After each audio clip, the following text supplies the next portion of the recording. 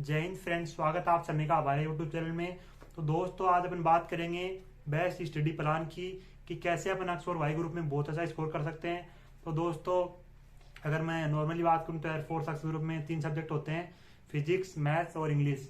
और अगर मैं क्वेश्चन की बात करूं तो इंग्लिश के 20 क्वेश्चन होते हैं और फिजिक्स और मैथ्स के 25-25 क्वेश्चन होते हैं। और अगर मैं स्ट्रेटेजी की बात करूं तो दोस्तों, आप इंग्लिश को नॉर्मली 3 से 4 आवर पढ़ सकते हैं और आप एक वोकैब की क्लास लीजिए, एक कॉन्सेप्ट और एक प्रैक्टिस क्लास लीजिए और एक आवर अपनी सेल्फ स्टडी में दीजिए, क्योंकि सेल्फ स्टडी भी बहुत इंपॉर्टेंट है। और आप मॉक टेस्ट लगाइए। और अगर मैं दोस्तों फिजिक्स की बात करूं तो आप फिजिक्स में एक आवर अपनी प्रैक्टिस कीजिए, एक आवर कॉन्सेप्ट पढ़िए और आप एक आवर अपनी सेल्फ स्टडी में दीजिए। और अगर आप फिजिक्स को 3 आवर पढ़ते हैं तो आपका बहुत अच्छा स्कोर हो जाएगा। और अगर मैं मैथ की बात करूं तो आप मैथ में भी एक आवर कॉन्सेप्ट पढ़िए, एक आवर प्रैक्टिस कीजिए और एक आवर अपने कॉन्सेप्ट रिवाइज कीजिए और अपने क्वेश्चन सोल्व कीजिए। तो इससे आप बहुत अच्छा स्कोर कर सकते हैं। और अगर मैं टोटल बात करूं तो आप अगर 10 से 11 और पढ़ते हैं तो आप एयरफोर्स एक्स में बहुत अच्छा स्कोर कर सकते हैं। मैं भी नॉर्मली इतना ही पढ़ता था।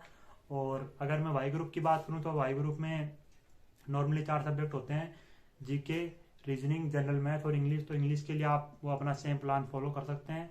और अगर मैं रीजनिंग की बात करूँ तो आप रीजनिंग को लगभग 3 आवर पढ़िए, 2.5 से 3 आवर पढ़िए, उनमें से एक आवर कॉन्सेप्ट प्रैक्टिस और उसके बाद अपना सेल्फ स्टडी।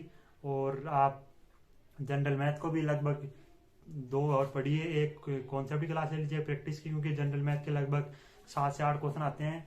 और वाई ग्रुप में रीजनिंग बहुत इंपॉर्टेंट है, क्योंकि रीजनिंग के 15 क्वेश्चन आते हैं वाई ग्रुप में। तो और जीके की बात करूँ, जीके के 5 से 6 क्वेश्चन आते हैं, तो आप जीके को भी लगभग 1 से 1.5 आवर पढ़ सकते हैं। और अगर आप इस प्लान को फॉलो करते हैं तो आप बहुत अच्छा स्कोर वाई ग्रुप में कर सकते हैं।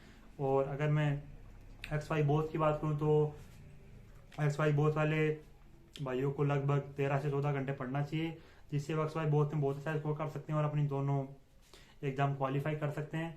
थैंक यू दोस्तों। अगर आपको वीडियो अच्छी लगी हो तो हमारे चैनल को फॉलो करें।